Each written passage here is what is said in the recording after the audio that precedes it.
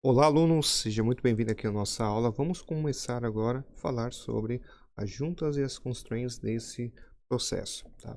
Então, aula passada nós já vimos como foi feito, né, a questão dos collision bodies, dos rigid bodies, dos object sync, object search e a parte do collision sensor, tá? Agora eu vou mostrar para você como foi feito essa questão das juntas e as constraints, né? Ou seja, as juntas e as restrições. Então, primeiramente, eu fixei a minha base, tá? Então, dei dois cliques aqui e fixei essa base, porque senão você não fixa automaticamente. Se ela estiver baseada num processo, vai acabar que esse projeto, a gravidade vai cair, né? Vai fazer puxar, né? Então, querendo ou não, você precisa fixar.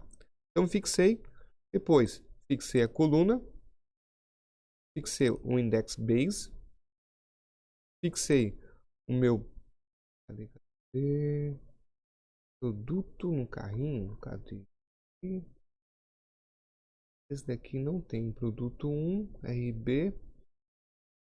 Não, esse daqui não tem. Então, já vale a pena que eu vou deletar. Vamos deletar esse aqui que não existe. Fixei o stopper, né, o suporte do stopper, e aí esse stopper aqui ele vai se movimentar sobre ele, né? Depois o stopper base 2, fixei ele também, tá?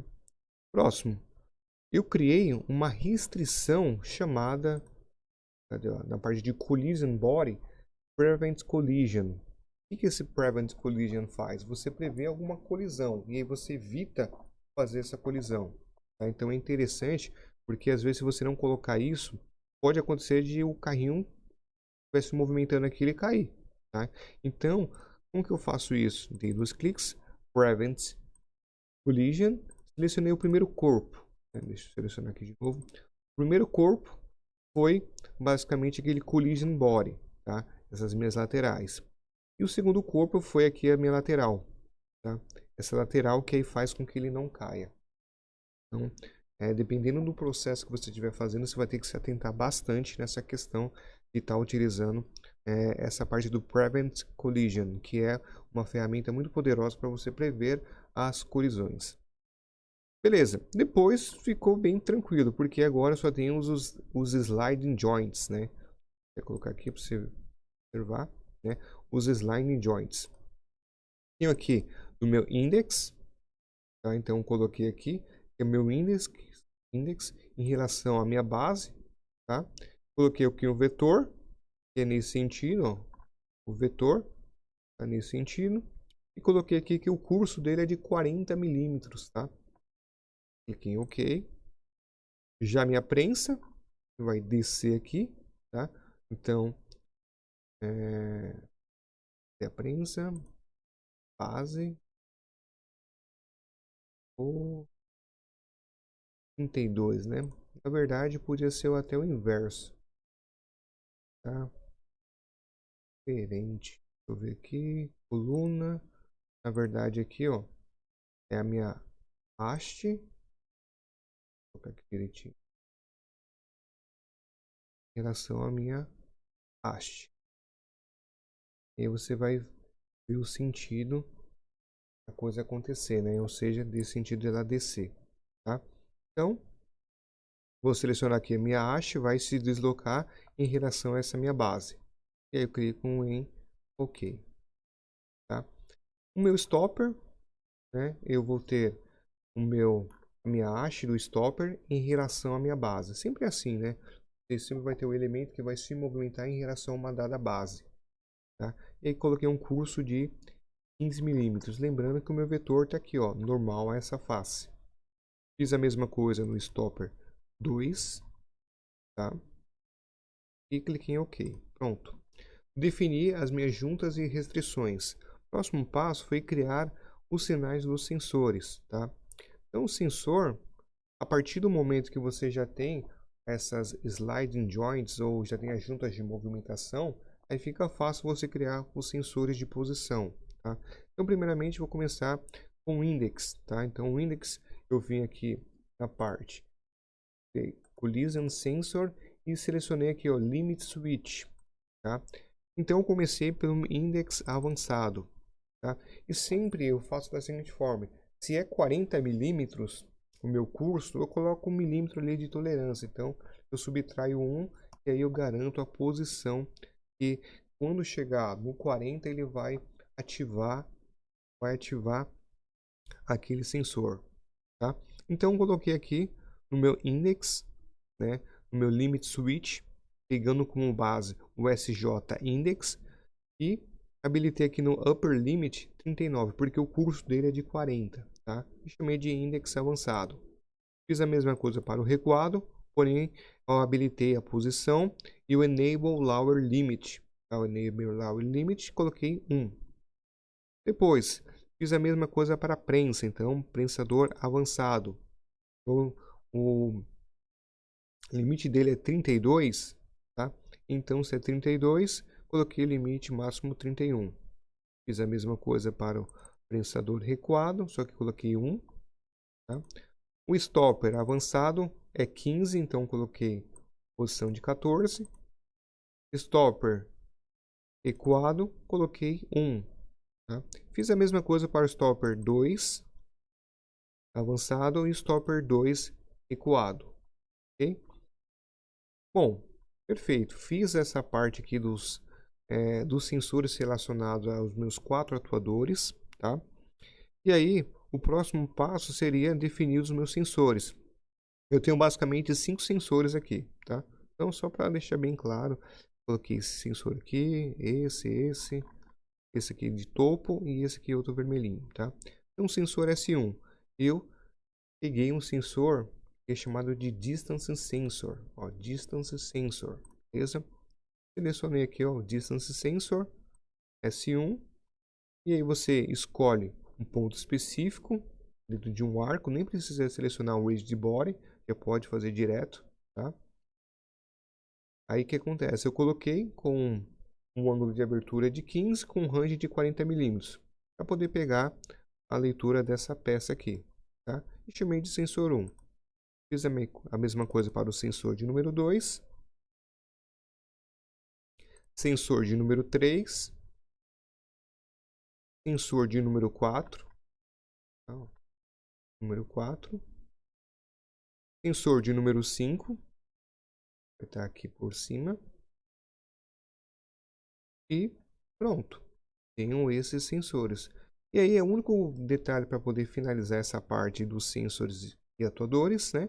Eu criei a parte dos meus sinais aqui, dos atuadores, né? Porque ainda eu fiz somente os sensores, né? E agora vou começar a fazer os atuadores. Então, o próximo passo é utilizar o Position Control, que ele vai controlar a posição dos meus atuadores, tá? Então, eu utilizei o Position Control primeiramente do Index. Então, dei 2 cliques lá, Position Control, né? E selecionei o meu Index, né? O que eu selecionei foi o meu SJ Index. Então, o destino, eu deixei ele zerado para que quando eu fosse alimentar o mesmo, ele já iniciasse parado, tá? E aí, selecionei, cliquei em OK. Pode colocar alguma velocidade aqui que você vai setar a velocidade, tá? Você poderia deixar aqui o Data from External, se você tivesse ali querendo fazer um Digital Twin, né? Realmente pegando esses dados do próprio elemento físico, tá? Essa é uma possibilidade. E aí eu fiz aqui do Index PC, da minha prensa também, tá?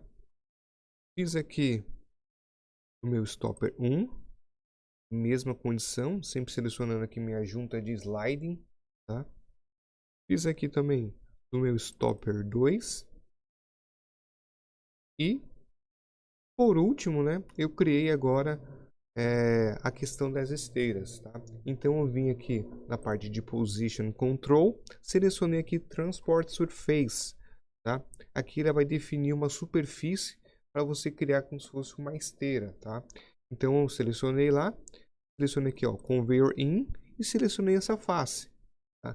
Selecionei a face, eu quero que seja um movimento do tipo straight, ou seja, um movimento reto, e eu coloquei aqui a minha velocidade paralela em relação a essa face selecionada. E aí coloquei 200 milímetros aí de velocidade, tá?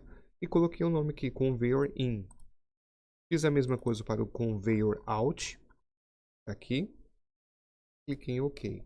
Pronto. Defini totalmente os meus sensores e atuadores dentro do meu NX.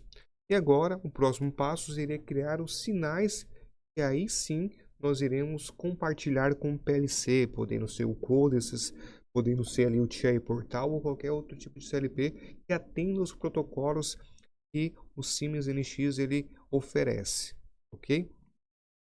Então, primeiramente, vamos lá, começar a falar primeiramente dos sensores. Então, vale lembrar que no NX, em relação ao PLC, os sensores irão sair, tá? Então, por isso que eu coloquei essa nomenclatura aqui, Q, tá? Q underline, Q, por exemplo, Q underline index avançado, Q underline index recuado. Aqui são sensores que vai mandar os sinais de saídas que vai entrar lá no CLP, tá? A mesma coisa vai ser o contrário aqui do CLP. Quando você quiser acionar, por exemplo, esse stopper 1, ele vai ser uma saída lá no CLP. E aí vai entrar numa entrada aqui no Siemens NX. Por isso que eu coloquei esse izinho aqui, tá? Então vamos começar com os sensores. Vou começar aqui pelo sensor index avançado, tá? Então não tem segredo. Vai criar o sinal, seleciona aqui o sinal, Connect with Runtime Parameter, e aí eu peguei o Limit Switch. Selecionei e automaticamente ele já vai identificar que é um sensor e vai setar ele como se fosse um output. E aí você coloca um nome lá. Por isso é importante, né, você criar sempre esses nomes, porque quando você for fazer a tabela de mapeamento lá no TI Portal ou qualquer outro software, você deixar os mesmos nomes. Na hora de fazer o Map Signal fica mais fácil e aí você consegue garantir eficiência e que não vai ter erros, tá? Então fiz essa mesma coisa para o index avançado, depois o index recuado, depois para a prensa avançado, sempre pegando os sinais que eu já tinha criado. Prensa recuada, beleza? Os sensores, o sensor, mesma coisa, seleciona aqui, pega o sensor, e aí eu deixei dessa forma aqui, triggered, né, que ele vai pegar a borda de subida, tá? Quando ele for conectar, ele visualizar uma peça, por exemplo. Detectar uma peça, certo? Tá? Sensor S2, tá? Sensor S2, aqui, beleza? Sensor S3, o sensor S4, o sensor S5, o stopper avançado, o stopper recuado, o stopper 2 avançado e o stopper 2 recuado. Beleza, então todos os sinais de entrada, né, que vai entrar lá no CLP foi determinado aqui como sinal de saída, tá? O próximo passo foi criar os sinais que vão ser as saídas do meu projeto, né, do meu processo aqui. Então vamos começar com o index, tá? Então a minha lógica que eu vou estar utilizando é o seguinte: o index eu vou deixar como se fosse uma válvula duplo solenoide, tá? Então por isso que eu criei dois sinais, um index down, tá? Então criei aqui um signal, chamei de index down, e ele vai ser uma input, tá? Index down e um index up.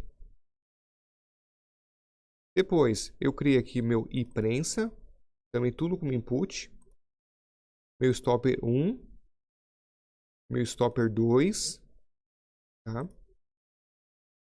E aí criei também o motor in, também como input, motor out, também como input, meu emitter product, seria esses produtos aqui. Então, para selecionar, eu selecionei na parte do carrinho, aqui, ó, selecionei aqui o S carrinho com produto, que vai estar ativo, ele vai ser uma input, e no começo vai iniciar com false. Toda vez que eu acionar essa saída aqui, lá no CLP, o emitter product, aí ele vai acionar esse objects search, né? E aí eu deixei um delay aqui de 5 segundos. Então tá ligado lá, depois de 5 segundos ele vai emitir uma peça, tá? Então eu fiz dessa forma para você estar emitindo as peças. Mesma coisa aqui para o Empty Part. Então você seleciona aqui carrinhos vazios que eu coloquei, que seria meu Object Search, né? Deixa sempre como input e OK. Depois, coloquei já as entradas aqui, criei aqui nas leituras, né? No meu encoder, da velocidade das esteiras, né? Criei aqui as entradas aqui, ó. Parallel Speed, Output, tá? Então faltou eu ter comentado sobre esse encoder que vai fazer a leitura da posição real lá do giro ali do meu motor, tá? Então, para fazer isso, conectei aqui com o meu Transport Surface, seleciono aqui, deixei a velocidade paralela e lá automaticamente vai colocar como se fosse uma saída. Eu coloquei aqui, ó, encoder, conveyor in e conveyor out. Fiz essas duas coisas para as duas esteiras, tá? E aqui em cima eu criei o meu e-control speed, tá? Fiz a mesma coisa, só que antes de fazer isso, eu já tinha selecionado que minha I/O type seria do tipo input. E aqui eu consigo setar esses valores, tá? Então lá no TI Portal eu vou setar os valores que eu quiser, por exemplo, nessa esteirinha, ele vai começar a movimentar, tá? Então são essas variáveis que eu vou estar compartilhando lá no TI Portal. Conveyor Speed In e Conveyor Speed Out, tá? E aí com isso eu consegui setar os meus valores lá para poder movimentar o meu sistema, tá? Então eu consigo trazer isso tudo na parte do Inspector, Runtime Inspector, e testar passo a passo cada uma dessas partes aqui para poder fazer essa integração de forma bem sucinta, ok? Então é isso aí. Espero que você tenha gostado e na próxima aula eu vou estar mostrando como que eu fiz a integração lá com o TI Portal, ok? Então, até a próxima.